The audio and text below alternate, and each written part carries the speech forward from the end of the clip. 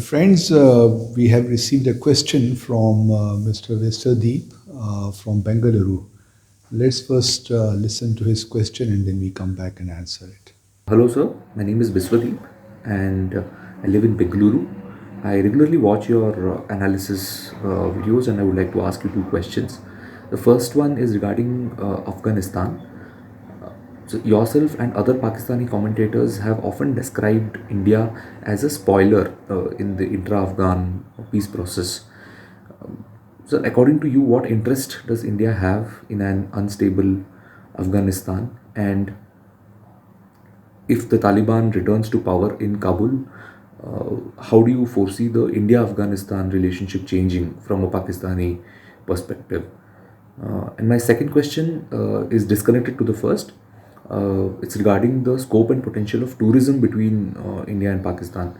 So we have recently seen that after the recognition of Israel by UAE, thousands of tourists have visited the two countries, and in the process opening new avenues in the hospitality industry and also earning the two countries valuable foreign exchange.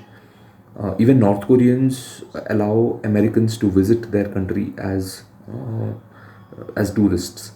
So, sir, why has there never been a tourist visa category between India and Pakistan, even if as part of a strictly guided group tour?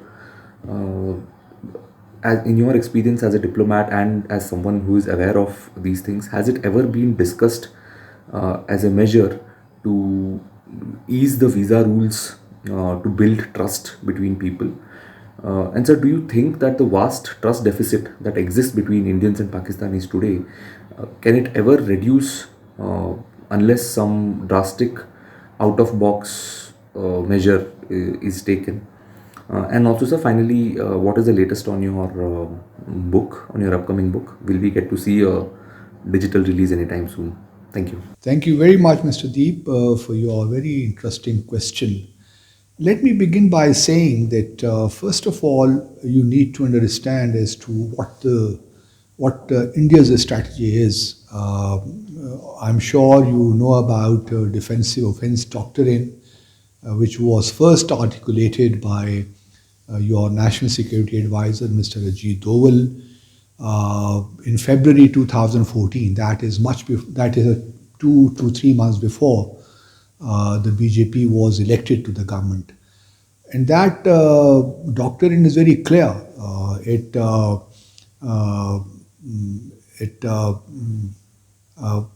provides for destabilizing Pakistan through Afghanistan. And this what India has been doing. As to India's objectives, that is very clear.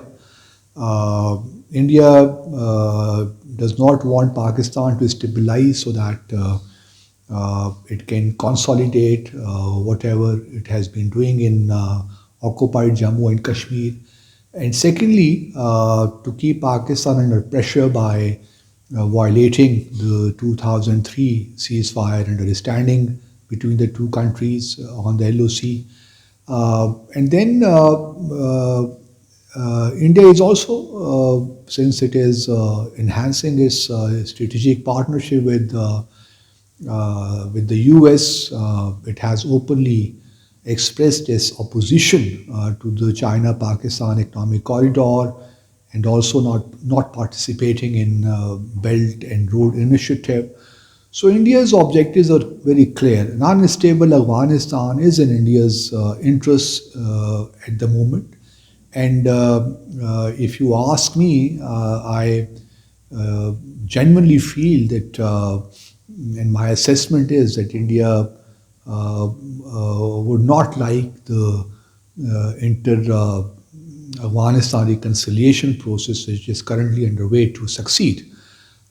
Because its success would mean that Taliban would also share power with the current dispensation in Afghanistan, and there will be a kind of peace and harmony in the country, and India will lose the space which it currently has in Afghanistan. According to a recent dossier submitted by Pakistan to the UN Secretary General, India maintains 66 training camps in Afghanistan, which are meant to carry out terror activities in Pakistan.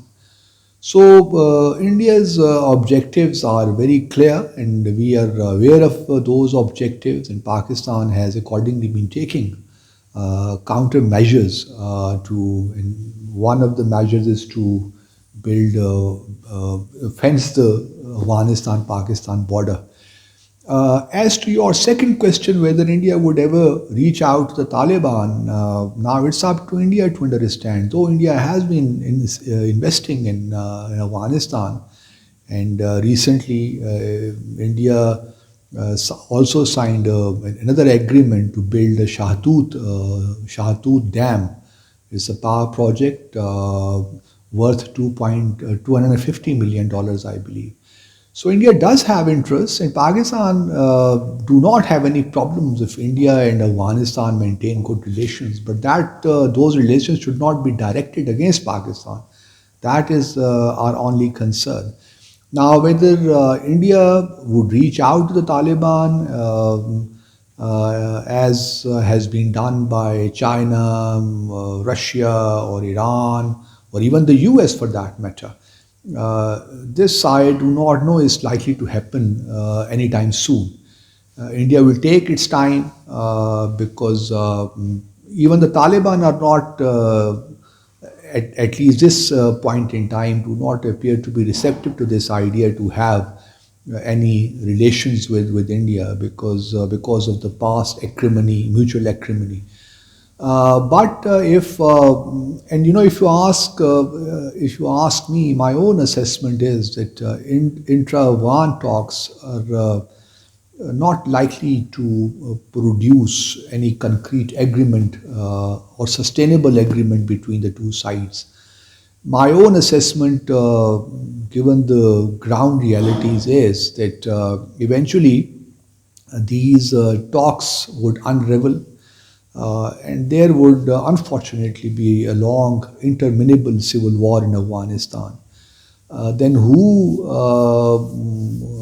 wins that war or who prevails in Kabul, the time will tell. But at this point in time, it looks that the Taliban may prevail in a long, gory civil war.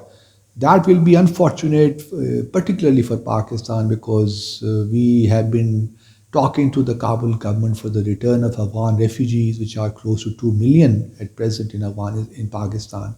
So we want them to return to their homeland with honor and dignity. But if there is another long civil war in Afghanistan, then obviously it becomes very difficult for Pakistan to send these refugees back to Afghanistan. So for us, Afghanistan, the situation in Afghanistan is important. We want peace and stability to come there, but obviously it is not at present in India's interest to see Afghanistan stabilizing, and they would like to keep spoiling. They are investing hugely in the National Security Directorate of Afghanistan. And just recently, yesterday or before yesterday, another atrocity was kind of committed in which 11 innocent civilians in Quetta were killed by some terrorists in Balochistan. So, in short, India does need non-stable Afghanistan. It does need that space there to continue perpetrating terrorism and violence inside Pakistan. So this is what my assessment is, and India at present does not feel any pressure to reach out to the Taliban, and the situation unfortunately is not very optimistic, not very encouraging.